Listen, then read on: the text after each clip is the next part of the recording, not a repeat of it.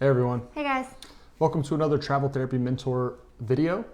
Tonight we're doing a job market update, July job market update. It's been a few months since we did a market update now.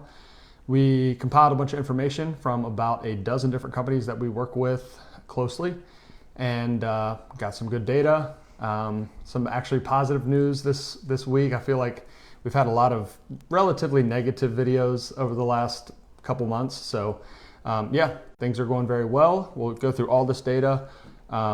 Whitney's going to introduce us, and I'm going to get this video shared to a few different groups. All right, hey everyone, thanks for joining us.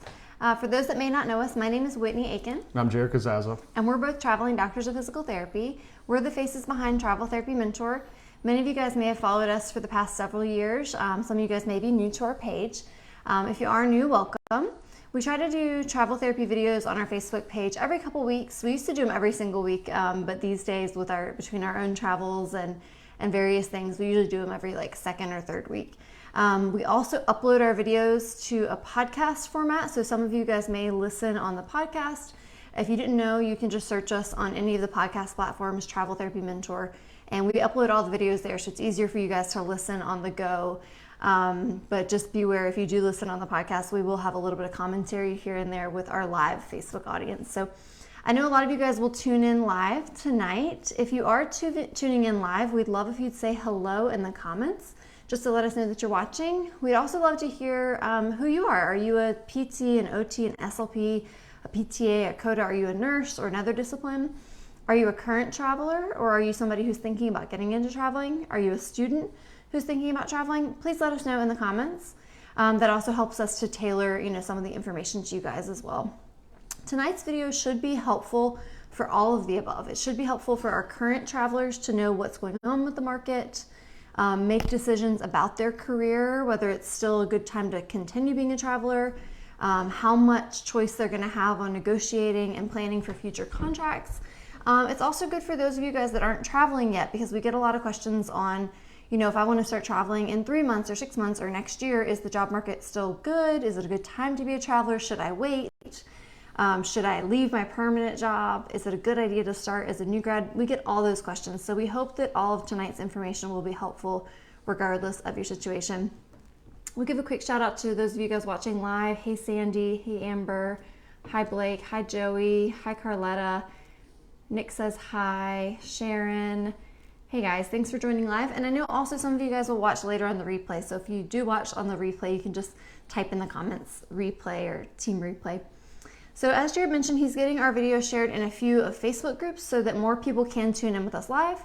For those of you guys that are watching live or will watch later on Facebook, please feel free to leave any questions that you have in the comments.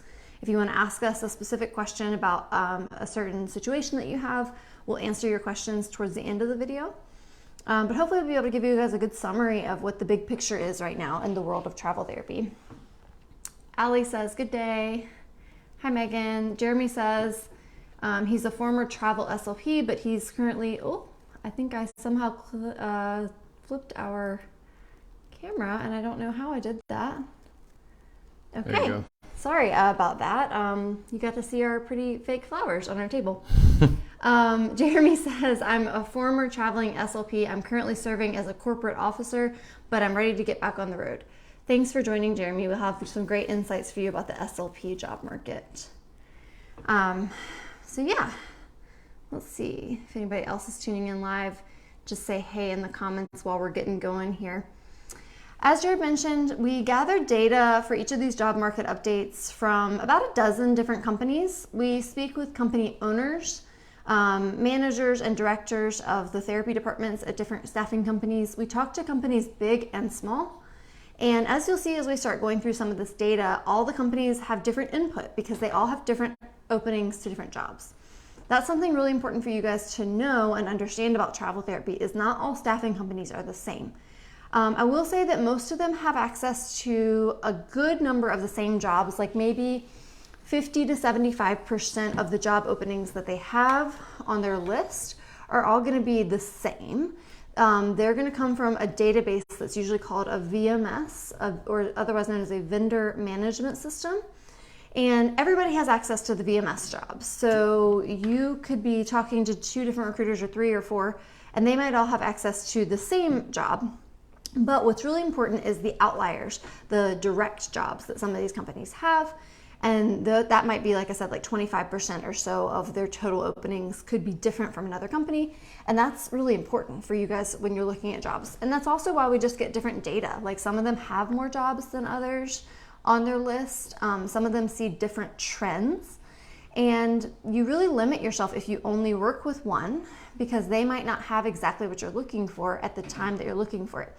So we'll give you kind of a summary of what we're hearing from all the different company owners, managers, and whatnot about how many jobs they have, what settings they're seeing, what are the trends right now, what's happening with COVID policies, what do they project for the rest of this year into next year. So hopefully this will be really helpful. As we go through again, please feel free to leave a comment, ask a question, hit the thumbs up button, let us know you're there. Yeah, so before we get started talking about the actual number of jobs available for each discipline, it's important to mention here that there's a pretty big range for a lot of these numbers. And often the bigger the company, the more available jobs they have open. The smaller the company, there's almost a one-to-one correlation. Big companies almost always have more jobs, smaller companies almost always have less jobs. A lot of that is because some of the bigger companies are what's called MSPs. So they have some jobs that they have exclusive to them, that they have a certain period of time that they're able to fill before they send it out to other companies. So keep that in mind. You know, there's pros and cons of working with different size companies. Every company has their own pros and cons, but a lot of these numbers, bigger companies have more jobs, smaller companies have less jobs as we go through these. Yep. So we're going to go through the different disciplines in order of demand, how many jobs there are. So the highest demand right now is physical therapists. Yeah. For a little while there, like during 2021 or so, SLPs were actually in the highest demand, but PT has come back in a big way. We're seeing more PT job openings and need for physical therapists across the country than ever before. In some cases, some of the companies are quoting 2 to 3 times as many job openings for physical therapists than pre-COVID. So this is insane. There's a huge need for PTs right now. Yeah, to be honest, this is surprising to me. I thought that when we reached out to all these companies and got data from them, that they would say, oh, the market's kind of cooling down, job numbers are starting to drop, because it's been like 9 months now of a really good job market. And so, yeah, some of these numbers were surprising. I really thought that with inflation and a lot of different things that the number of jobs would start to decrease, but that has not been the case. So very good news. Right now, PTs, there's anywhere between 500 and 1,300 open jobs in the country. The majority of the companies were more in the 800 to 1,300 range, and there was only really a couple small companies that we work with that were 500 to 600 jobs. So if you're a PT, you have a ton of available jobs to you right now. And so just so you know, back before COVID, so we're looking at the like 2015 to 2019 year range, a typical number of PT openings that the staffing companies might have seen would be between like 300 and 600 jobs. So it's literally double, if not triple, the number of PT openings. And there's a lot of reasons for that we've discussed in our videos in the past. Some of that was because some clinicians left the workforce. They were maybe furloughed during COVID and they decided to go and do something else. It could be because there's a higher need for services. Maybe some people put off getting health checkups during COVID or getting elective surgeries, and now they're in worse health. There could be post-COVID patients that are in worse health. For whatever reason, physical therapists are in huge demand in every medical setting. We're seeing way more outpatient needs, hospital, every setting. There's just a lot more need for physical therapists right now, so it's really good. And then again, also just some perm people kind of left and moved on. So for whatever reason, PT is the highest demand right now. Second highest demand is SLP. So this is a huge range, but companies reported anywhere between 150 to 1,200 open jobs. Most of those were more in the like 500 to 900 range. So that's where most companies are in terms of how many SLP jobs they have open. And I think the lower range ones were people who maybe just don't focus as much on SLP staffing. Some of the companies we work with focus on more occupational and physical therapy jobs. And some of the jobs for SLPs are more in schools, and there's only certain staffing companies that staff in schools. So that's why some of the companies that we spoke with had like a lower number. But I would say that the majority of the staffing companies had somewhere between 500 and 1,200 SLP needs. Yeah, there was SLP is also doing extremely well right now. There was a time, like Whitney said, that SLP was above PT. It's really not that SLP has fallen at all. It's really that PT has just exploded. So still a great time to be an SLP. The third discipline, OT. Somewhere between 200 and 400 open jobs right now. Most are in the 300 to 400 range. Just some of the smaller companies had a few less jobs than that. But the OT market is starting to pick up, it seems. It's still not at pre-COVID levels. Like SLP, PT are either at or higher than pre-COVID levels. OT is still a little bit less than where it was at before, but still improving. Seems to be each market update that we do getting a little bit better. Yeah, 200 to 400 jobs, that's still nothing to balk at. I mean, that's like really pretty good for pre-COVID levels. So as an OT, you can definitely still find travel jobs right now. You just may not have as many options as our PTs and our SLPs. You may have to just be a little more flexible on settings and locations, but you can absolutely be an OT traveler pretty easily right now. Yeah, I just saw Peter join. Shout out to Peter. We just did a call with him right before this video, so that's pretty cool. Yeah. Okay, number 4, the assistant market is actually picking up. Especially for PTAs. So right now, PTA, number of open jobs in the country, somewhere between 100 and 300, depending on the size of the company. Most are showing 200 to 300 jobs open for PTAs, which is much better than, I don't think it's at pre-COVID levels, or it's pretty close, but much better than during COVID. Like there was a time, we still talk about this all the time, where there was only like 10 to 15 open PT jobs in the whole country, or PTA jobs. So much better, really improving. If you're a PTA right now considering travel, this is probably a pretty good time to give it a shot. Yeah, those are the best PTA numbers we've seen in a long time. So really picking up for PTAs, probably just right about at pre-COVID levels. But again, still with the job numbers being slightly lower than SLP, OT, and PT, you still have to be a little bit more flexible on setting and location. Now, this has been the case for over 2 years now. The COTA market is still not great. The numbers have really not picked up like other disciplines have. Right now, there's between 30 and 160 open COTA jobs in the country for travelers. Most of them are more in the probably 75 to 120 range. Not as many with the 160 or 30, just depending on how big the company is. But still a tough time to be a COTA traveler.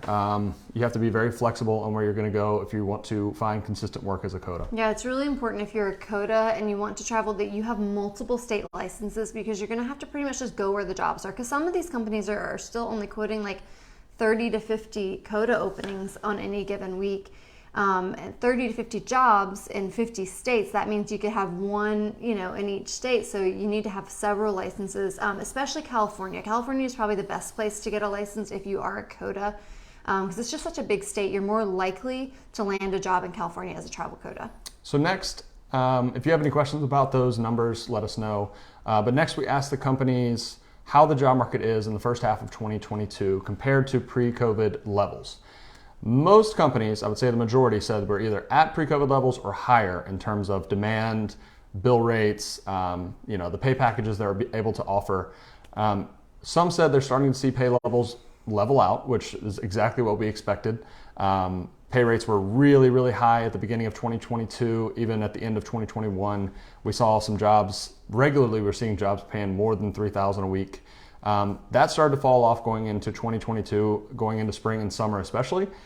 But surprisingly, there are still some jobs out there paying really high rates, especially for PTs. Like on our list right now, on our hot jobs list, I think we've got probably 5 or 6 jobs paying over $2,600 a week. So there are still some really high paying jobs out there. Those are definitely not the norm. So if you're a travel PT, you're making significantly less than that. That's more common. So the average is more in the $1,600 to $1,800 a week range, but there are some really high paying jobs out there. Yeah, and if you guys did not watch our video either last week or 2 weeks ago, we did a video talking about the impacts of inflation and kind of what we're seeing with current numbers and pay rates.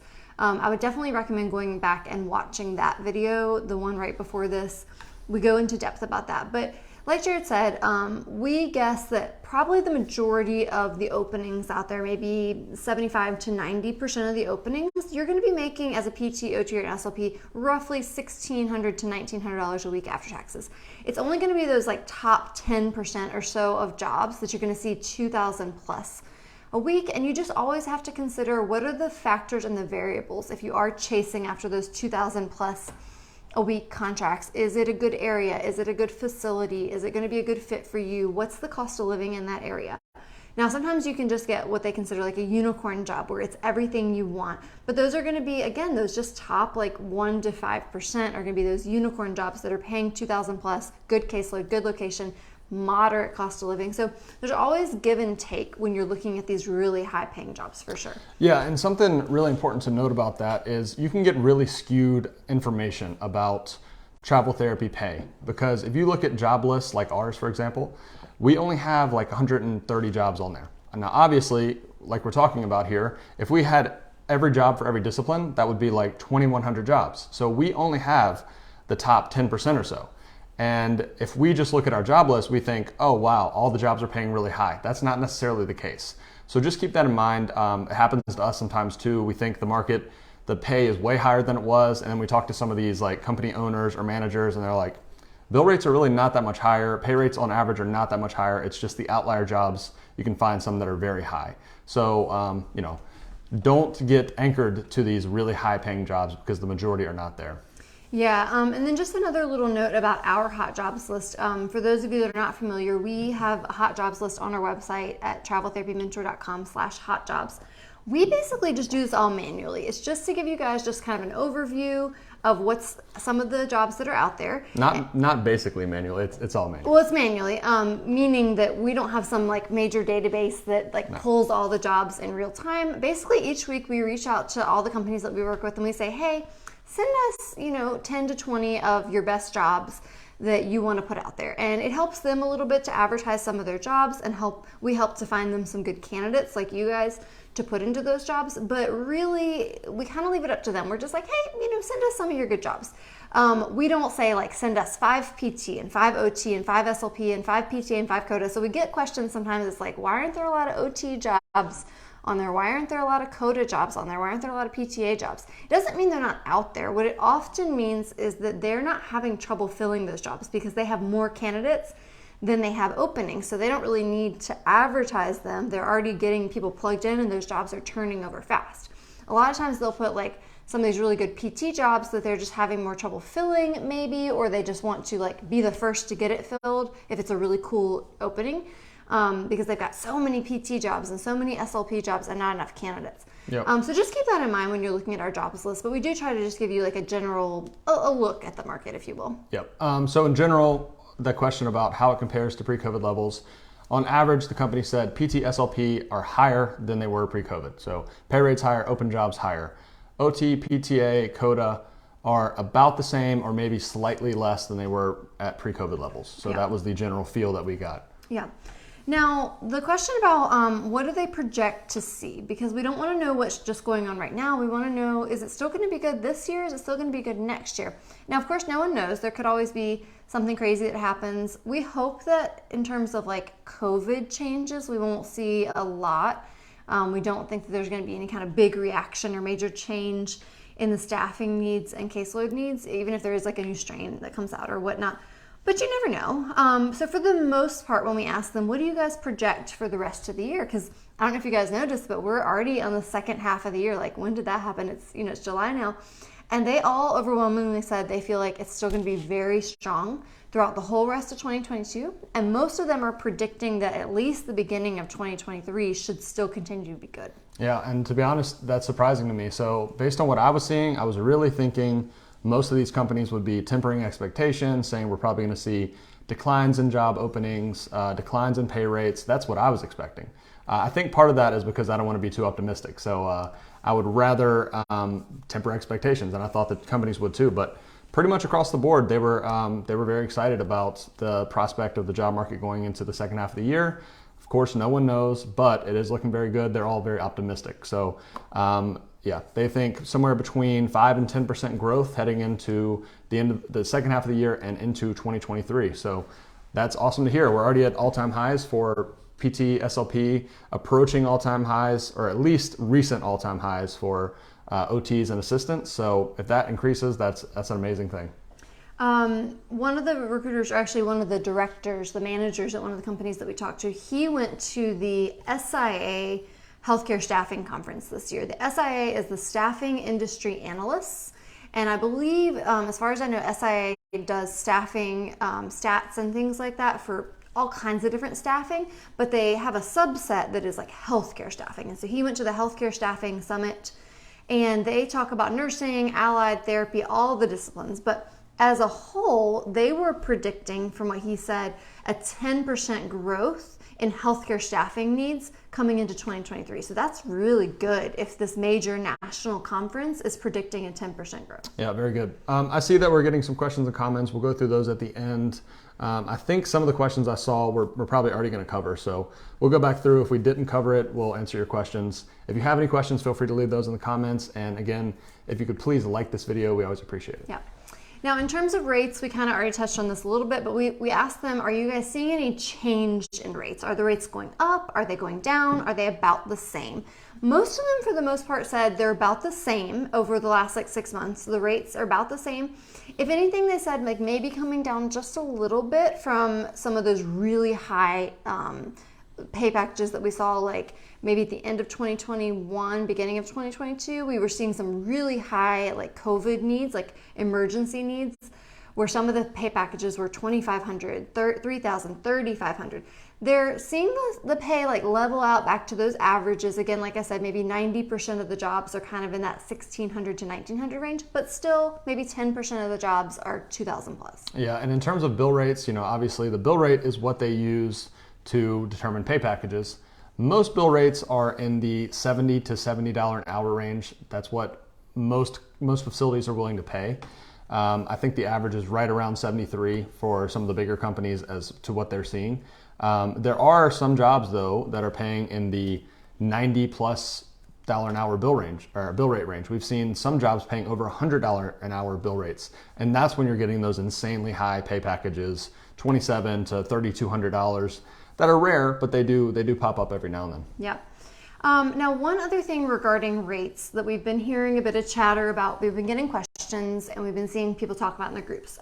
Some therapists and nurses too, it's happening in nursing as well. Actually, this is a perfect time to talk about this because Thomas just said, current travel PT in the process of extending my current unicorn contract.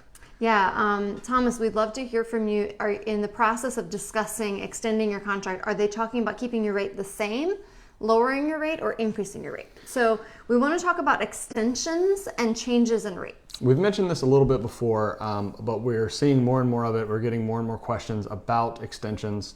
So in general, in the past, you could pretty much expect, if you extended your contract, to get a $1 to $3 an hour raise in the rate. That's assuming nothing changes, assuming they don't have a situation where they're really desperate, their need increases. In some of those situations, you can negotiate a higher bill rate with the facility, or your travel company can, and you can get a much higher raise than that. But in general, $1 to $3 an hour is a good extension bonus, But recently what we've been seeing is actually decreases in pay rates on extensions. And some people have been very upset about that. I think a lot of that is, if you go into any travel group and you say, I'm extending a contract, should I get paid more? Everyone's going to say yes. In general, that's true. But in these situations where some of the bill rates are extremely high, especially in hospitals, that's where we're seeing it mostly, hospital systems, they're suddenly decreasing their bill rates across the board. So some of these hospital systems might have 200 travelers, nurses, OTs, PTs, all different travelers. And they just say, all right, any new contract signed from July 1st on, we're paying $10 an hour less on the bill rate.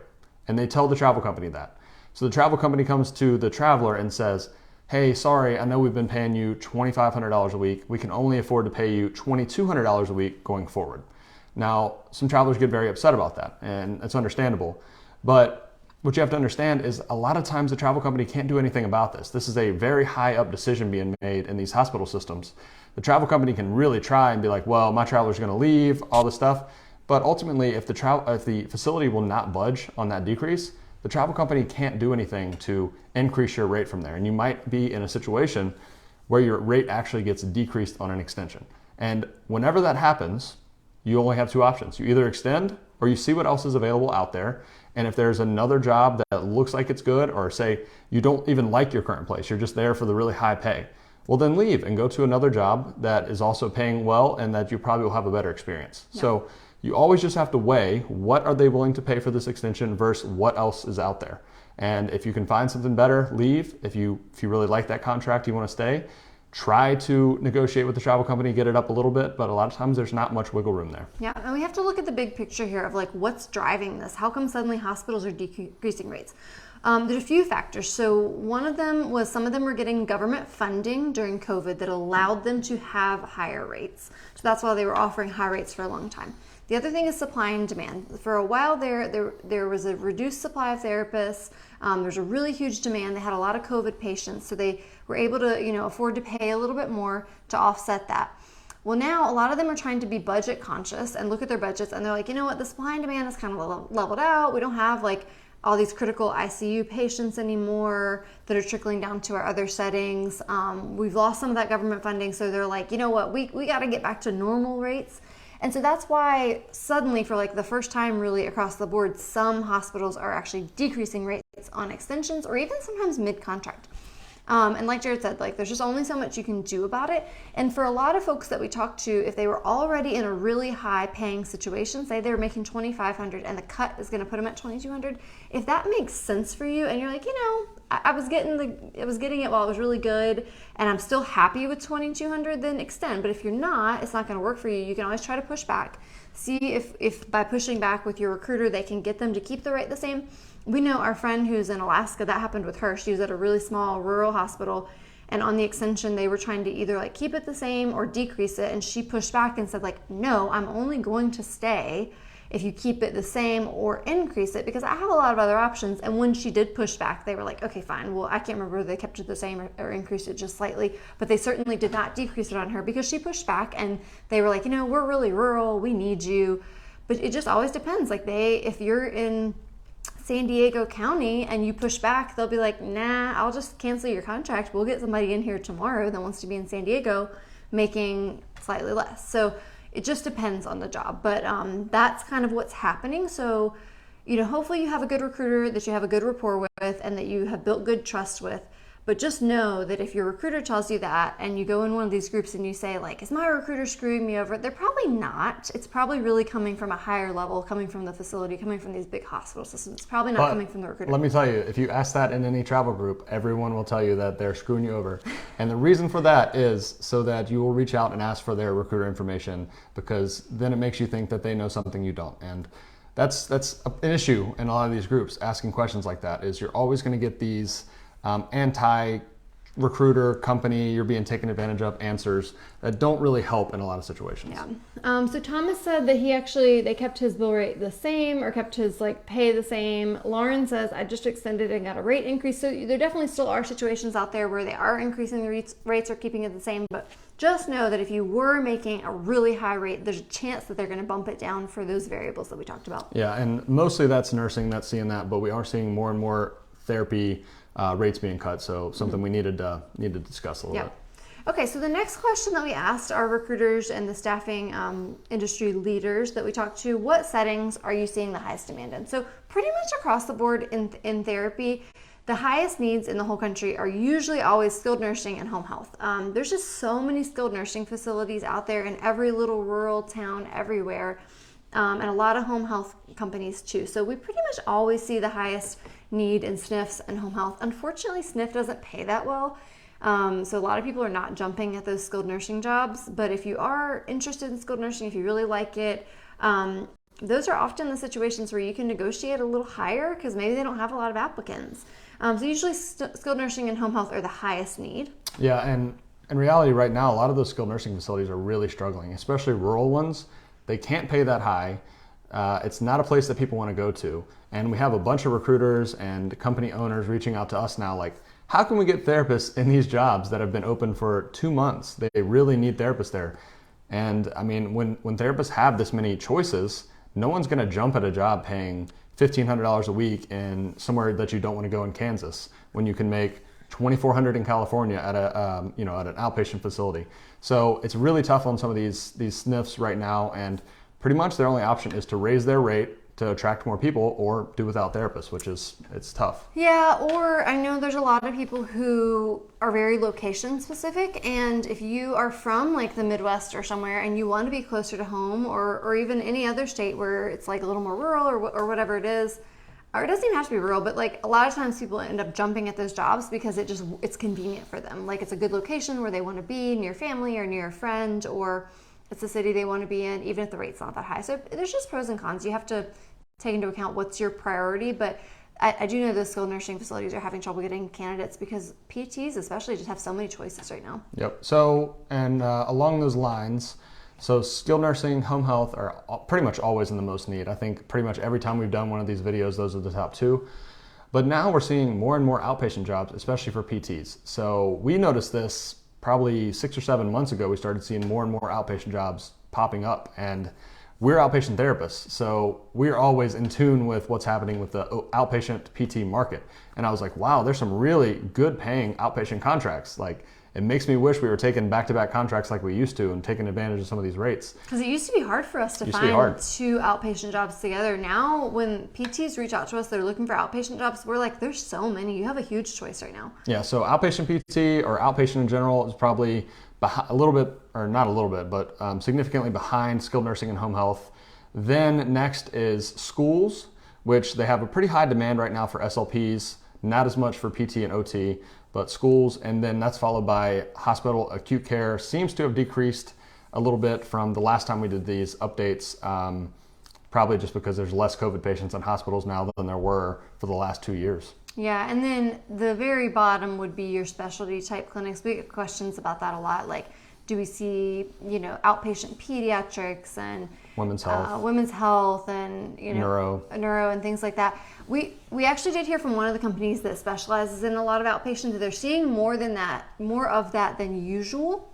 But still, it's not like a lot.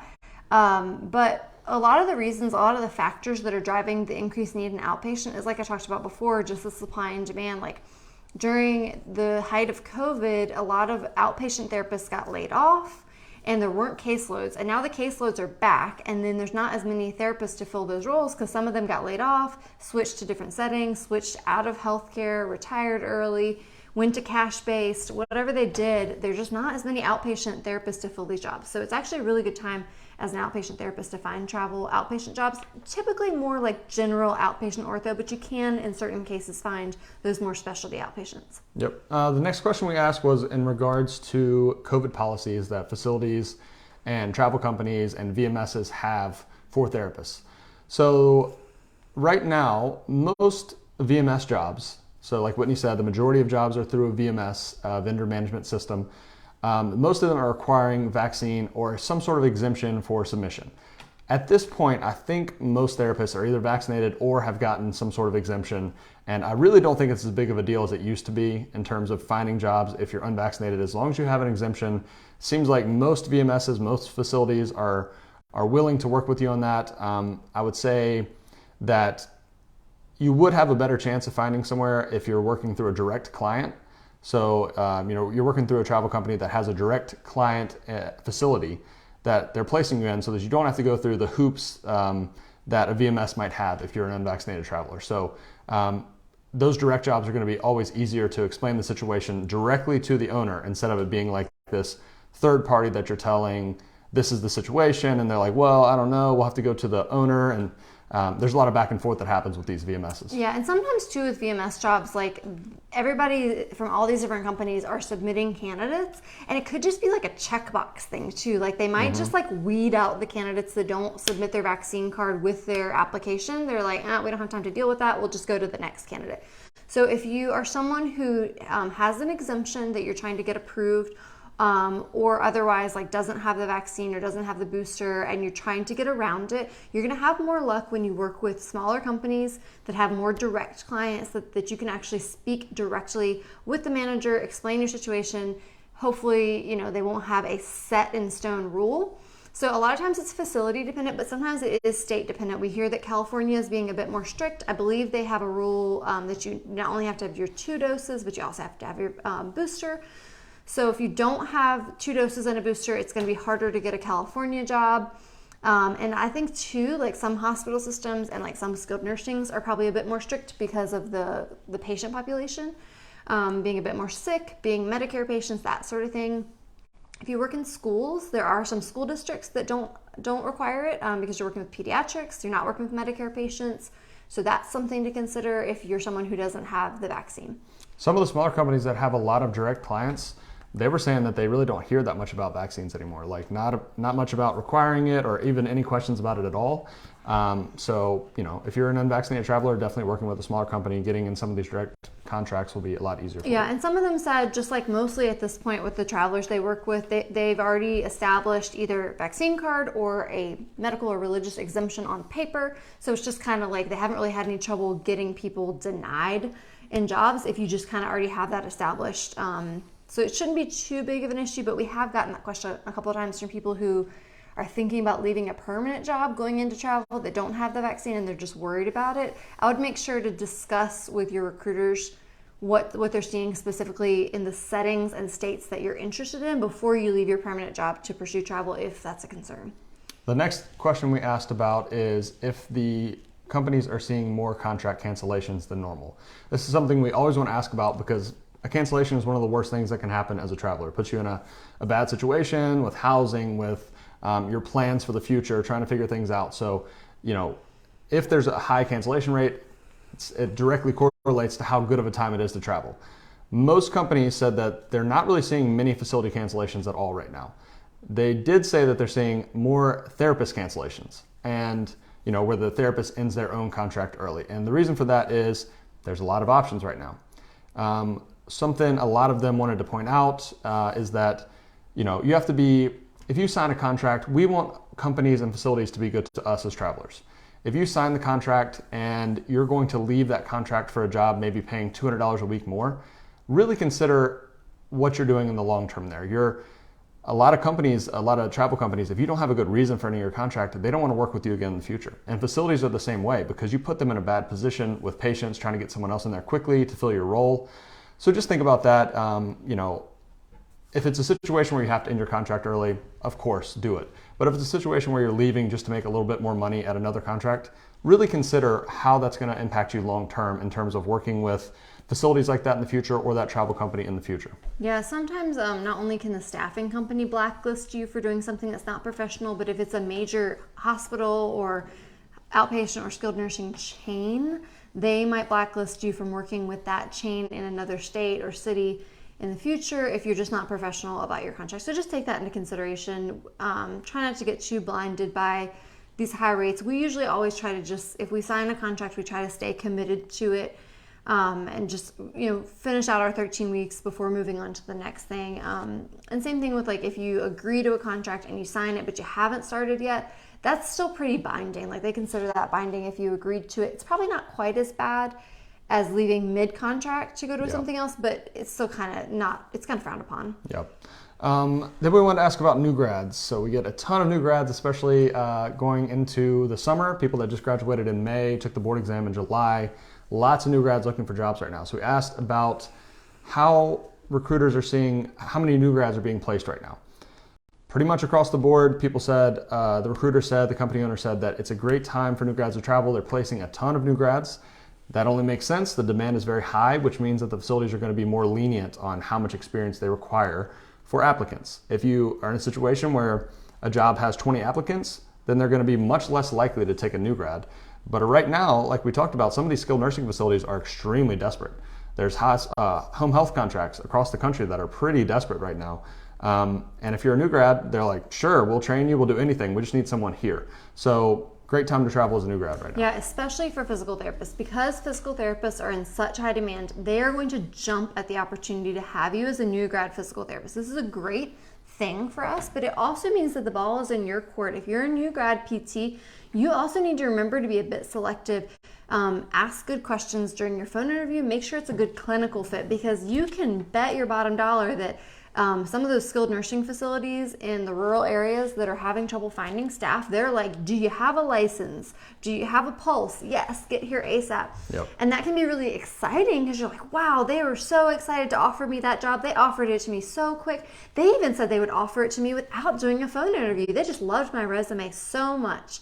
But unfortunately, it's just a lot of times because they're so desperate. So you just want to be aware of that. Make sure to ask good questions. We typically always recommend that you have another physical therapist or occupational therapist or SLP, depending on your discipline, someone of your same discipline on site for your first contract as a new grad so that you can have a little bit of mentorship, someone to bounce ideas off of. Yep. So don't be too quick to jump at those opportunities, but PTs, you are in high demand. That definitely means new grads.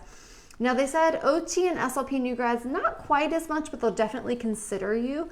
SLPs, if you have your Cs already, then you're in huge demand. If you're an SLP CCC, you're huge, high demand, same thing as PT.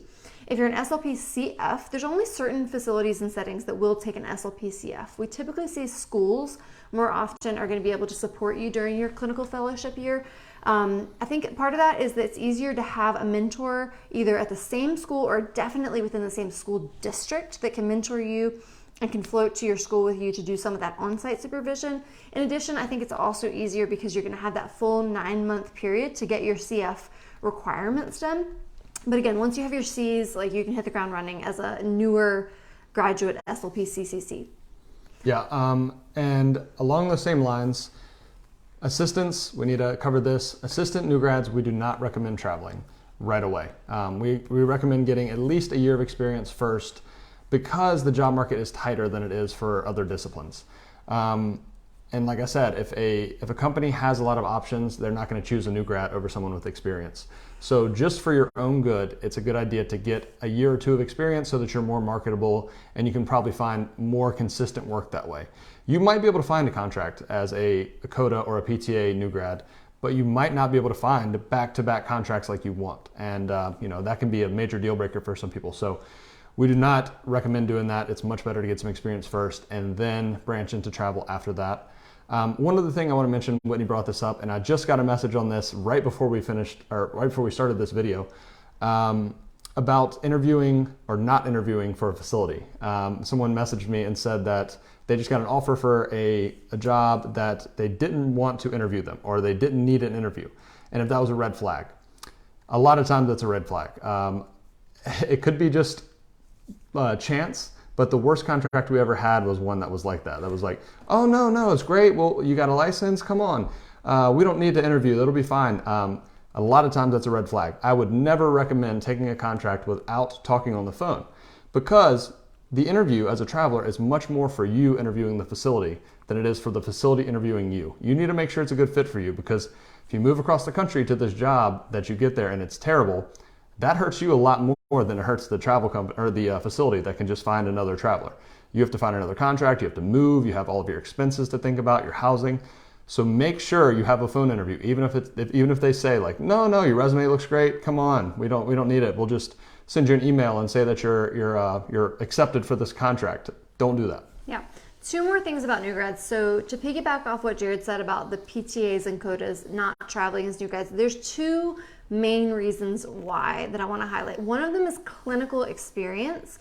Sometimes the ones that if they have a lot of choices and they end up choosing the new grad over the experienced clinician, a lot of times it's because they can't get anybody else, right? And so you might be getting thrown into a bad clinical environment, whereas it would really be a better idea for you to get a permanent job for 6 to 12 months to get more experience under your belt as a clinician. The other thing Jared said is like not being able to line up back-to-back contracts. That's going to hurt you financially. So having 6 to 12 months of experience is going to allow you to build up a little bit more of a savings so that just in case you're not able to line up back-to-back contracts as a PTA or COTA, you can afford it financially. And also the other thing is because there's more competition for PTA and COTA jobs, it also means that we see more cancellations for PTAs and COTAs. So we have unfortunately spoken to some PTAs and COTAs that got all excited. I'm going to start travel. They're ready to go. They move all the way across the country to California and then they get canceled. And then they're like, I'm out of so much money and all this stuff. It's like, it would have been better for you financially and clinically to get some more experience before hitting the road. So you'll be more competitive. You'll be more prepared. The second thing, not about assistants, but about schools that we heard about new grads. A lot of the schools are moving towards having more in-person services. For a little while there, they were doing virtual, but I think they're moving back towards like, we want in-person. And in a lot of cases, I think some of the more experienced clinicians were like super excited about the flexibility of virtual. And so we have a lot more experienced SLPs and other disciplines that work in schools that are like, no, I'm only taking virtual contracts. So a lot of the schools are actually excited to have a new grad because the new grad might be more flexible to actually do in-person services. So you might have a leg up in the school setting over an experienced clinician if you're willing to do in-person. The next thing we asked about was the assistant market in particular. Asked about how it's improved. We mentioned this a little bit earlier in the numbers. Most companies said the PTA market probably up about 5 to 10% in terms of number of jobs open. COTA has not really changed for quite a while now. It's probably been a year that the numbers have been about the same, and they're not great numbers. So you still need to be flexible if you're an assistant traveler, a PTA or a COTA. Be either flexible on the setting or the location. And one other thing to mention about cancellations, that was a good point Whitney brought up. For cancellations, we see much more common cancellations with new grads than with experienced therapists. There's a variety of reasons for that. Part of it is sometimes new grads think that they can handle a caseload and they can't as well as an experienced traveler would, and then the facility ends the contract. So new grads get canceled more often than experienced clinicians. In addition, assistants get canceled more often than evaluating therapists. So when you combine those two things, a new grad assistant, your risk of cancellation is definitely much higher. Mm-hmm. Yeah, and part of that is supply and demand because they may have a lot more PTA or COTA applicants for the permanent job, so they might have an easier time filling that job. The other thing is if their caseloads fluctuate, if they have to look at their budget, they're going to be more inclined to cut the assistant than they are the evaluating therapist because their therapy department can't operate without an evaluating therapist, but it could operate without the assistant. So you just have a higher risk of cancellation. So we always recommend you have a good savings built up and have some experience as a PTA or COTA for research traveling and have multiple state licenses. So the last thing we asked about is just any general feedback that the companies have. Again, a lot of these are either managers of recruiting, so they have a ton of experience. They're working over a bunch of recruiters, or actual company owners. So obviously they have a lot of experience both with therapists and with the facilities. So just any general feedback from them is always something that is pretty good for us to hear as travelers. One of them pointed out that there's an increasing shift towards technology and people finding jobs through job lists and things. And this particular owner of a company is very against that, I would say, because what she realizes from being in the industry for a very long time is that when you look at a job list, it doesn't tell you much about jobs. And I'm saying this, I agree with this. We have a job list as well. It doesn't tell you a lot about, about the job, about what the situation's like, what kind of environment it is. It also doesn't tell you if the job is flexible on rates. So some jobs are not getting put on these lists because the rate might be low. So say it's a $1,700 a week job. We're not going to have a lot of those on our list because there's a lot of higher paying jobs than that. But it might be a clinic that if you're a good candidate, they're willing to pay you a lot more. Well, you can't see that from a job list. And so what she pointed out is that therapists are people, not products. There's a lot of variables that go into a job search. And so sometimes having a very good recruiter that is willing to market you as a candidate, they can get you some really high paying contracts that are not advertised. And I thought that was a pretty good point that she made there. Yeah, and I will say too, this particular company owner runs a smaller staffing company, and they do things a little bit different than some of these bigger staffing companies. So I can see both sides of the situation. I know that for our generation and even the generation younger than us, a lot of clinicians out there who are especially newer graduates, you're in your 20s, you're in your 30s, it's just easier. Like if you can just click or just look at a list and be like, yeah, submit me to that job. And sometimes that's just what we like to do. You're like, yeah, lay it out for me. Tell me exactly what it's going to pay and the stats, and I'm going to email you and text you and say yes.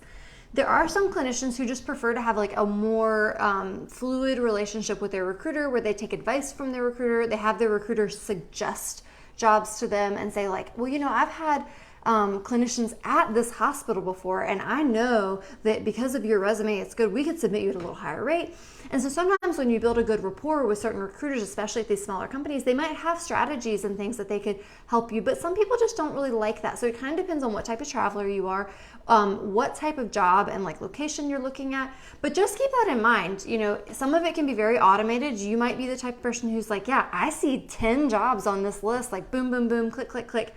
Give me those jobs. But there might be some of you that are like, I'm looking for something a little more specific. I would rather talk it through with one of these smaller company owners and have them try to navigate and negotiate for me. That is an option if you find the right recruiter. Yeah, and another good experienced thing that a good experienced recruiter can help you with is not only do they might have some insight about a clinic, maybe they know that you have exactly what they're looking for, they can submit you at a higher rate, you can get paid more. They might see some of these jobs that are paying really high and they say like, yeah, you could make $2,900 a week there, but you're going to be miserable. You probably shouldn't take that job. So some of that kind of insight is very valuable. Yeah. So just a little bit of wisdom from this company owner who she's been in the industry, I think at least 15 years. Just something to think about. So another company said that they expect to see the pool of candidates for travel jobs shrinking because and we kind of saw this too, they saw an influx of travelers coming in just seeing the high pay rates. So there's a lot of therapists out there that just follow like our job list or some other job lists, and they see like suddenly these rates really high and they're like, oh, well, I was kind of on the fence. I don't really like my permanent job. I'm going to leave and take these high paying contracts. Now those contracts are diminishing. There's still some out there. They're just not as many. So they expect that some of those people that got into travel just in the last year, seeing the high pay packages, as those high rates start to decrease, they're going to move out of the industry, which is a good thing for other travelers because that having less competition for jobs is going to push up rates. So it's always a give and a take there. Yep. Another one of our recruiters who's been in the industry more than 10 years, her overall sentiment, which I bet all recruiters agree with this, is we just need more therapists. We need more therapists that are flexible, that are willing to go to these settings and go to these locations where they're just having trouble filling jobs. Yep. Knowing that this is what the recruiters are thinking, they're like, we need people to put in these jobs. If you are willing to be one of those travelers who is a little bit more flexible, it might give you more negotiating power. It will give you more negotiating power. If they're like, I just really am having so much trouble getting any applicants, period, for this job in wherever in this setting. So if you're willing to take that job, it might come at a price for them. It might be like, yeah, I'll take it, but only if the rate is this. So just keep that in mind. If finances are your main objective, then maybe go in some of those harder to fill jobs, but negotiate the rate higher. Yep. Another company owner said that, yes, the travel therapy market is thriving right now, but that, like we kind of mentioned earlier, most jobs are in the $1,700 to $1,900 a week take-home range. Probably 90% of jobs are in that range, and there's only some that are these really high-paying contracts that everyone is going after, and that some of these jobs, like I mentioned earlier, are not the best jobs. So for us, we would rather work for $1,700 a week in a one-on-one outpatient clinic than to work for $2,400 a week in a clinic seeing 25 people a day. And I think a lot of other therapists are in that same boat. So with some of these really high paying jobs, you have to be careful. Sometimes they're throwing you into a really tough situation, and it might be better to take a job that is not so highly sought after, that's not so high paying, that might be a much better work environment. Yeah, you just have to look at all those variables, know what's the most important priority for you. And even though it's tempting to chase those 2,000 plus jobs, you also have to look at your quality of life and risking your license as a clinician too. So just always make sure not to get blinded by the money and look at the overall picture of the job. Another company said that many school districts are waiting till July, like mid to late July, to open up positions. So there'll probably be a lot more school openings soon for SLPs and OTs especially. Another company said that some places are taking longer to get back to them, like some facilities after they submit candidates are taking longer to get back to them, probably because they have a lot of candidates and probably because a lot of these facilities are also short-staffed. So something to be mindful of. Usually the turnaround time on being submitted for a job and hearing about it is pretty short, but in some cases it can be a little longer right now than normal. Yeah. And then one other company said that they feel like they are seeing more jobs get filled in by permanent therapists, but not at an alarming rate. But it could just be us going more towards those averages where people are kind of settling back into their permanent positions. Maybe they were moved around or they switched settings or whatever, but things are kind of settling back into like what we consider like more of a normal job market, but still things are very strong. All right, so we're just going to summarize everything, and then we'll go into your questions and comments. Again, if you have any questions, leave them now. We'll go through those, and then again, if you could please like this video, we really appreciate it. Yeah, makes us very happy to see some hearts and some thumbs up flying across the screen. And then in addition to that, if you guys think this has been helpful information, and you have a friend or a colleague that is thinking about traveling, please let them know about this video. You could tag them or share it with them so they can also get the scoop and make good career decisions. We'll try to do these market updates probably like once a quarter going forward. I think that's probably a good amount of time. Yeah. All right, so in summary, job market is very strong. Pretty much all companies we talked to anticipate it staying strong and maybe even increasing going through the second half of 2022 into the beginning of 2023. Again, that's not what I was expecting. I thought that they would say the opposite of that, so that's great to hear. I guess I was being more pessimistic than I thought. Some high rates still, but most pay rates are going back towards the averages, and that's always in that like $1,700 to $1,800, $1,900 range. That's more the average. So most of the jobs you see are going to be in that range. You will see some really high paying contracts, just not as much anymore. The settings that are most in demand: skilled nursing, home health, outpatient probably in third, followed by schools and then hospitals. And then now they're starting to see some more demand for specialty outpatient settings, especially for PTs. So if you're a specialty outpatient PT, now might be a good time to travel compared to in the past when it was really hard to find those contracts. Definitely have more options. As we mentioned, the highest demand discipline is PT. Huge demand for PT. If you are a physical therapist, you have your pick of the litter with jobs, just depending on which settings and states you're looking at, of course, but you definitely have a lot more options, followed by SLP and then OT.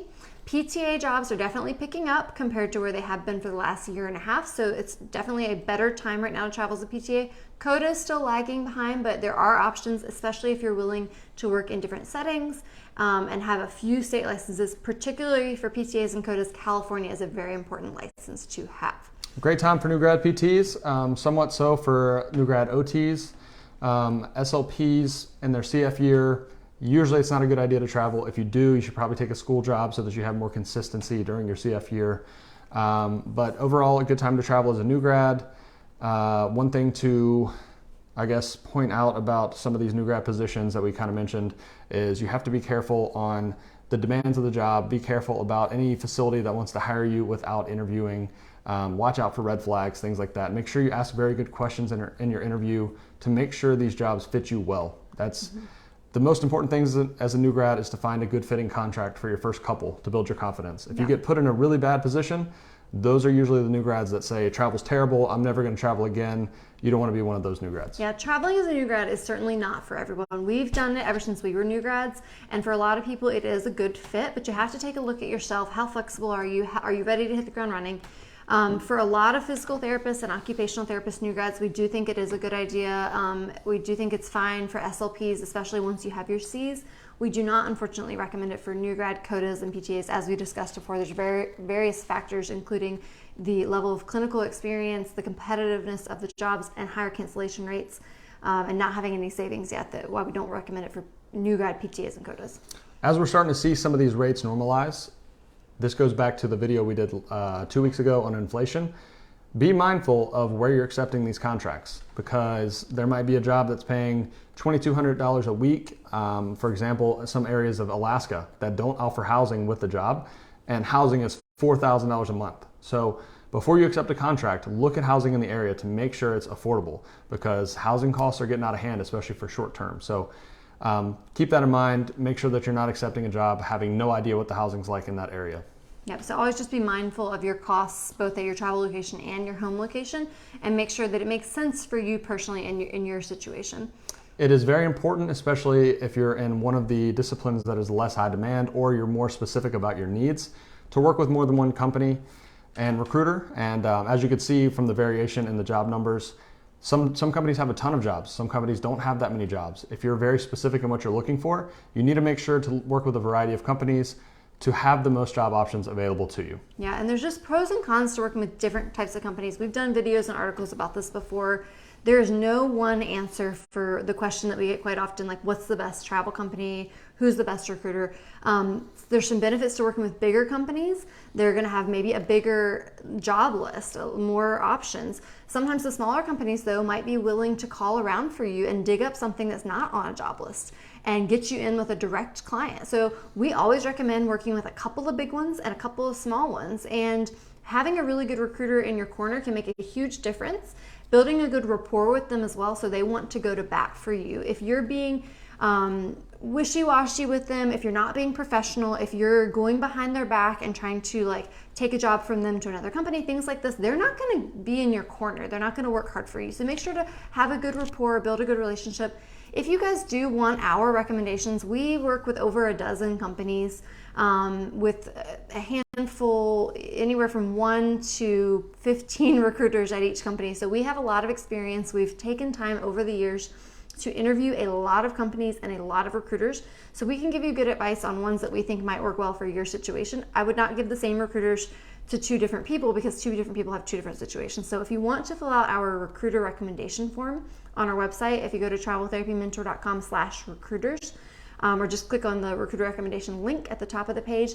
You can fill that out. Tell us about your situation, which states you're interested in, which settings, what's important to you, what are your goals, and we can help get you in touch with some good folks. Yeah, we're constantly adding and subtracting recruiters and companies as we get feedback and see how they perform and things like that. So we try to keep that a very good list of people that we can send travelers to. And I just counted the other day, we got 14 companies and 55 recruiters at those companies. So we spend a lot of time interviewing companies and recruiters to find good ones that we can send people to based on their needs. Yep. So overall, just to summarize, like we think this is a very, very good time to be a traveler. Probably even better in most cases than pre-COVID times, especially for physical therapists and SLPs and somewhat for OT. So it's a really good time. If you're a current traveler, let's just keep riding that gravy train and let's keep traveling. If you're somebody who's thinking about getting into travel therapy, it is a great time. We anticipate the whole rest of this year and for sure at least the beginning of next year being a good time. So don't be afraid to take the leap. If you're thinking about starting, do reach out to us if you need advice, if you need recruiter recommendations, we can definitely help you get started. As always, like we don't make blanket statements. It's not for everyone. If you are someone who has like really high fixed costs at home, you're already making really good money at your permanent job and your main goal is finances, you won't always make a lot more. You'll probably make more, but you won't always make a lot more. But in most cases, you are going to make a lot more as a traveler. You just have to keep in mind expenses as well as income. Yep. So Peter said, thank you, Whitney and Jared. This is very informative. Have a good night. Thanks for tuning in, Peter. Yep. Anybody who has any more questions, we're going to go through all the questions now. Jeremy says, thank you for all the information and time invested to gather it. Yeah, Whitney does all this gathering information. It takes her quite a while in these videos. This is the most time-intensive videos we do. Yeah, but you know, our recruiters, we have a really good relationship with them and they're happy to share and help us. They really appreciate our partnership with trying to bridge that information gap between travelers and recruiters and make sure that we can all meet in the middle and be on the same page. So they appreciate sharing information with us so we can then share it with you. Allie says she agrees that a great recruiter is an incredible asset. That is very true. There's so many times when a job's not available and a recruiter calls around for us and finds us something. Actually, the contract we're on right now, it was all due to a recruiter calling around and finding us something. So a great recruiter can be very important. We're working at a facility where they have never used a traveler before, and it was only because we had a really good recruiter that just called them directly and marketed us and said, hey, I have some candidates. Would you be willing to talk to them? We had a phone interview. We came to an agreement. It was not just out there on a database. Thomas said, if you're unable to establish good rapport with a PT clinic that is chronically short-staffed and has travel PTs constantly, would it be possible to create a contract directly with the clinic instead of going through a travel company to cut out the middleman? Any idea how this would affect one's ability to get tax-free stipends? So I've got an article on this we can link to. It was like, I think I titled it, Is It Worth Being an Independent Contractor, Traveler, or something like that. It really depends. You have to remember that if you go directly through a facility, you have much less protection than you do through a travel company. There are some facilities that are not good about paying on time. We hear this from travel companies all the time. There's some facilities that will be like 60 days behind on payments to the travel company. The travel company still pays you though. But if you're going directly through the facility, you might be in a situation where you're like fighting for your your payment and things like that. It also depends on how high of a rate you can negotiate. If you can negotiate a rate like $70 an hour, $75 an hour directly through a clinic, then you might come out way ahead. If the clinic is only willing to pay you $55 or $60 an hour, then you're probably going to come out ahead going through a travel company. In terms of tax-free stipends, you can't really give yourself a stipend, but you can write off your expenses for housing, meals, incidentals. So there are situations, if you're in a really high cost of living area or you have really high expenses for whatever reason, where you might be able to get expenses equal to what the stipends would be. But if you're in a low cost of living area, then that's not going to be the case. You also have to think about health insurance, benefits that a travel company might have that you wouldn't have through the facility. It depends on if they're going to pay you W-2 or 1099. There's a lot of variables. But yeah, I'll link to that article and you can read more about it. All right, let's see what other questions we have. Regarding extensions, Allie says that she was making a low rate and then they tried to cut it even lower, so she's going to walk away. Makes sense. Yeah, definitely want to sure. walk away if it doesn't work well. If you can find another contract that's better fitting, it's always a good idea to leave. All right. Nick says you'll never beat my pessimism. Sharon wants to know, do you see any positions for occupational therapists in schools or with Peeds, or is it mostly medical? So we do see school and Peeds opportunities for OTs. From one of the companies that does a lot of school business, they said right now they're not having as much luck getting OTs in the schools. The SLPs are really more in high demand, but we definitely do see it. I would say it's like SLP, then OT, then PT as far as pediatrics. Anthony says he traveled for 9 years, and now a recruiter, and he agrees that the normal pay range is probably 16 to 19 for most jobs. Only some outliers. Allie says she loves acute care occupational therapy, still waiting for this to pick up. Yeah, for whatever reason, acute care jobs are really lagging right now. All right, I think that is all the questions, maybe. I think Nikki said, I need to find some of those good SLP recruiters. I know we've spoken before, Nikki, but if you want to reach out and let us know like who you're currently working with, and we can, let you know if we have any suggestions for other recruiters that might be good for your situation as well. Yep. Yep, I think that's all the questions and comments. No problem, Amber. Thanks for tuning in. Yeah, so if you guys have any questions, comments, always feel free to leave them in these videos. We go back and answer those later, even if we're not live at the time. If you have any suggestions for future videos, we're always looking for things to talk about. I feel like we've covered just about everything at this point, but there's always questions people have. Yeah, any feedback, we always appreciate it. Yeah, you can reach out to us via email, through our website, or on social media, our Instagram or Facebook business pages. Feel free to send us a message if you have questions. Again, if you want recruiter recommendations, you can go to our website at traveltherapymentor.com/recruiters to be happy to help you guys. It's really a great time to get into travel for most people in most situations. Now, of course, you always have to be a little bit flexible just depending on what settings and whatnot, but we think it's a really great time, and we hope to continue to see this over the next year. Yep, so we hope to have another video probably in about 2 weeks. We have a really busy summer so far in Alaska. We've only got 5 weeks left. It's flown by. So hopefully we can do a video at least every couple weeks. Might vary depending on our road trip back. It's going to be a pretty long road trip, so we'll see how things go then. But we'll see you guys in a couple weeks. Yeah, and we have a couple new articles coming out as well, so keep an eye out for those on our website and social media. But yeah, if you guys are not following us on Instagram especially, is where I share a lot of our pictures. Alaska has just been so incredible this summer. We've got some really cool stuff coming up. We're going to like 4 more national parks while we're here. We're going fishing.